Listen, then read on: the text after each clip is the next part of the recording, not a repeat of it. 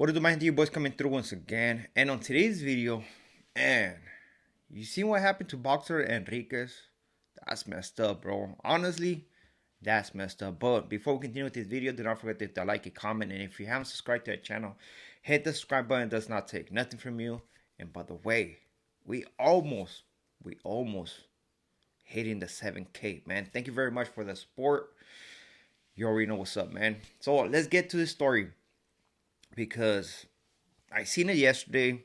I mean, I'm subscribed to both channels, the Mob Spot, and I think the other one was called Boxer on Censor or something about wiretap, right?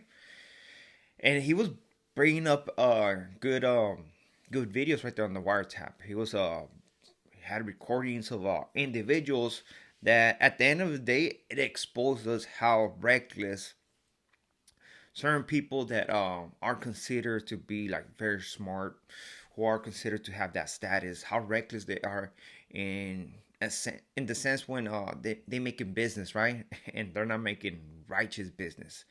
And that's, I guess that's all of a sudden why sometimes when everybody wants to point a finger, hey man, why I get indicted? Well, you got indicted because you have a loud mouth, because you're not careful with what to say. And I don't say this in a disrespectful way, but basically what I mean is like, man, what happened with the whole being secretive about what you're putting out there? But I do understand those guys, right? They're lifers. That man, I don't got nothing to lose.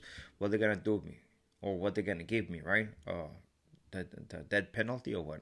So I do understand their point of view, but at the end of the day, they're just bringing everybody else with them.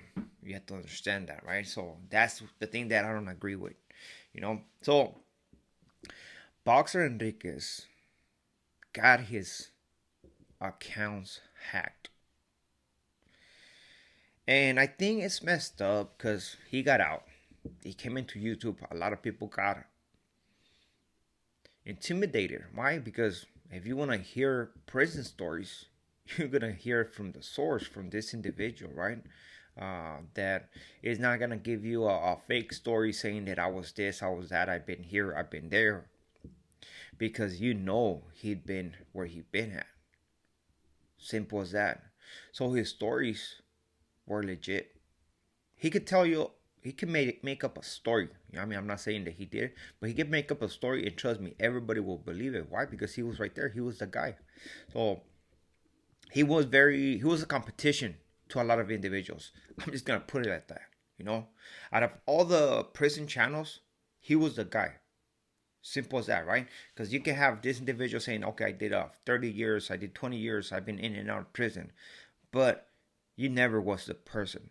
And let's say you claim it, there's nothing to prove it. But with this individual, everybody knows about this individual, right? What happened, what he went through and stuff like that. And you know what? He was like, all right, I do. I mean, he was not hiding it. He's not coming in over here saying that he was in good standings. He didn't hide it. He said, hey man, this is what I did. Everybody knows about this. But still accepting his reality. And his channels were growing a lot, especially that Mob Spot when with him and Mundo. I think that was a great show that on a great ass channel that it was growing so fast. I think it picked up like 20,000 within a month. Within a month, I believe they picked up a lot. But all of a sudden, his accounts got hacked. They deleted his channels, and the question is this: who did it? Because let's just be realistic, right? You can say, okay, well, hackers got him just because, I don't know, whatever the reason might be, right? But why his channel? There's other platforms that are bigger. You know what I mean? Maybe they can ask for some ransom to get the channel back. There's other platforms that are bigger. So why would they just target this individual, right?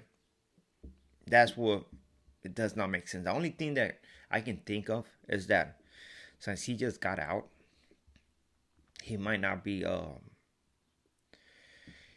laced up when it comes down to the emails and stuff like that. What he can open, what he shouldn't open, you know. And that's something that we expose ourselves by linking or having this or using the same email address for your personal use than the same email address that you open your channel.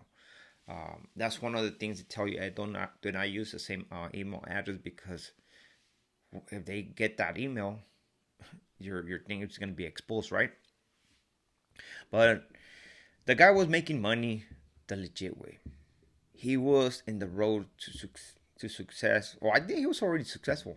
His videos were bringing a good amount of money, man. You know, at least like $200 per video. And trust me, it was just a matter of years for him to surpass everybody else who was in the, I guess, in this area of YouTube. But this is just a reality check, man. That we always have to be careful with what we do, what we say, and what we click. Because at the end of the day, man, there's gonna be people.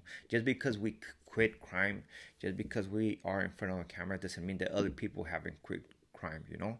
And we are being exposed every so often. One thing they tell me is that if you don't know a email, do not click on it. Doesn't matter that if the thing sounds like tempting, but do not click on it, because it's gonna be all bad. And that's things that we have to learn as we go. And again, this could be just a regular hack, or it could be somebody who sent those guys to actually go after this individual. You already know he's wanted. He was blowing up. I hope that he opens another channel. He's gonna pick up, and regardless, he's gonna get all your subscribers if he opens another channel, man. Which I think he will. You know, with that, I mean, all he has to do is just reload all the videos again, do all that stuff again, and he'll get monetized within a day. You know what I mean? 2 days top, but he'll get monetized.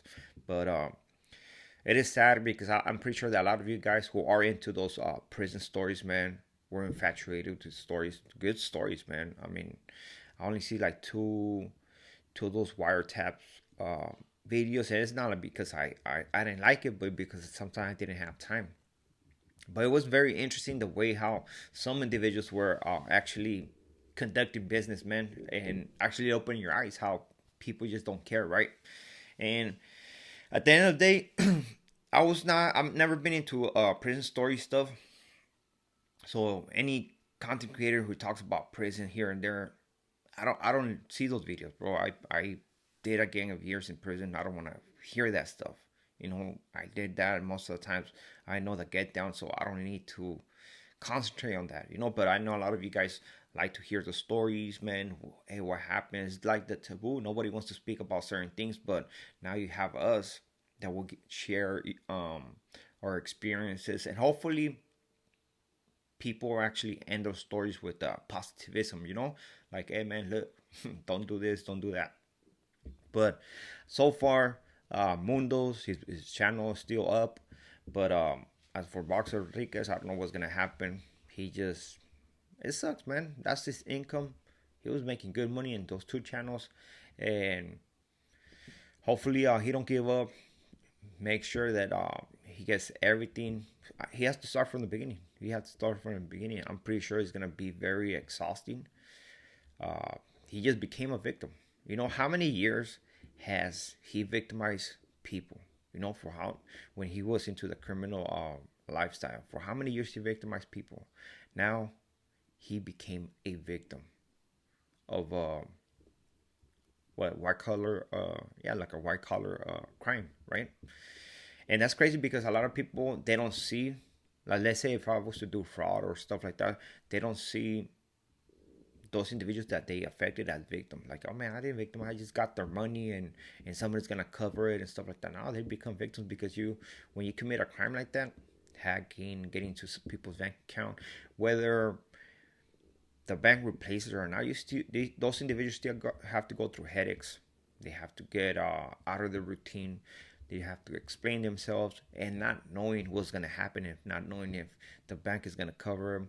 And at the end of the day, we have to understand. I'm pretty sure Boxer knows uh, what is a victim, what is not, right? So he has the knowledge, but a lot of people they don't. You know, they don't see. They think that somebody who's a victim is somebody who just becomes into a direct contact with one another. You know, being literally victimized in front of the aggressor. But nah, there's more things to the victim. And as for right now, Boxer just became a victim, and hopefully he gets up to from this. I believe he will. I know a lot of you guys hope he will. So with this being said, shout outs to him, and hopefully he gets up from this one, man. You know what? Don't let nothing stop you, man. You're doing good, and that's it. So salutes to everybody. Gracias for coming through, and let's get to those 7K. Gracias.